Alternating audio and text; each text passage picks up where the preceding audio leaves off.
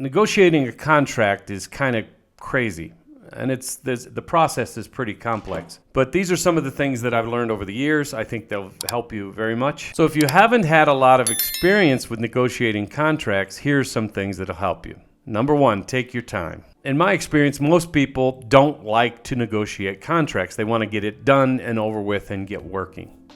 Well, that's not always the best policy or the best attitude to have as far as contracts are concerned. And I get that, but please don't rush. You're going to be happier in the long run if you spend time negotiating on your contract. Number two, get professional help. So you may know what you want when it comes to the contract, but not everyone knows how to fill out a contract or to make it legally binding. So you have to make sure somebody helps you to protect your interests. I've always had a lawyer help me with mine. When I owned my gym, I would make contracts, and that was important to make sure that that was a legally binding contract. It was just part of the process, so you get a lawyer to look at it. I try to do things myself. In fact, my wife and I wrote a lot of it, but the final product was looked at by a lawyer, and that way we made sure everything was above board and legally binding for us and for them as well. Number three, always start with a term sheet. A term sheet is what addresses all the big picture items. I think the initial stage of the negotiation a lot like dating, and so everybody should be happy at the very first part of this, right? So make sure you stick to the broad strokes of the picture right now during the initial part of the negotiating. And of course, if you can't agree with things on the term sheet, then you probably won't be able to agree on everything in the contract. And so this will be great because you're going to know whether to get out or not. And so it's not a waste of time.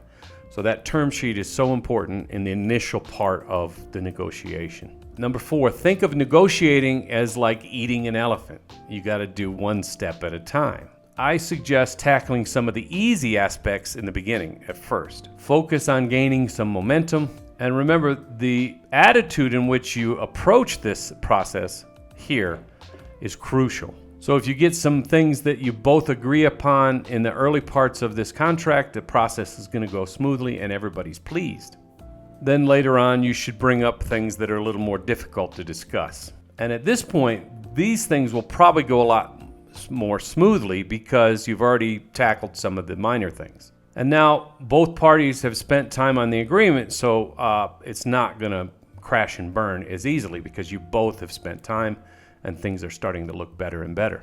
Number five, do the math. How much do you stand to gain? You should have a concrete idea of what you stand to gain. Ask your partner to help you determine exactly what your gains are in this process, and they'll help you get through this. Number six, don't hesitate to pick up the phone. So we've all had emails or text messages where you don't really understand the context of what they're saying. It comes off as if, I don't know exactly what they want, because you don't know the true intention of some of the things that people might say in an email or in a text.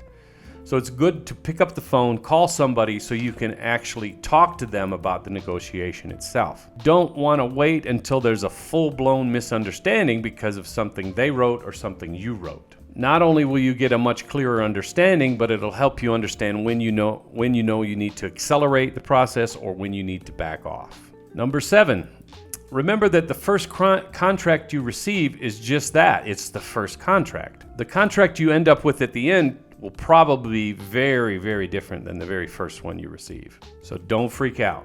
It's needless and it's unproductive. Because remember, it's just the starting point. The first contract is just the starting point. Of course, they're going to try to get the best they want, but you need to start. That's the first part of the negotiation. Remember, just shake it off. Everything is negotiable, and that's the whole point. Ask for clarification if you don't understand something. Try to figure out what they're trying to look for. Ask them. Talk to them. If you don't agree to that point, then discuss it with them. And that's the point. You want to discuss things rather than going back and forth in emails, and it's just kind of crazy because you need to actually talk either on the phone with somebody or face to face. It's the best way to do it. Number eight, consider finding someone to play bad cop. Try to find somebody that'll play bad cop. Not everybody is comfortable with asserting themselves either for or against something they think about. It's point blank. People have trouble with that. It can help if you have a partner of some sorts. My wife is my partner. I ask her about everything. So I consult with her and we come to a conclusion together. And the people I'm negotiating with know this. They know that I'm going to call Susanna and ask her what her opinion is on that.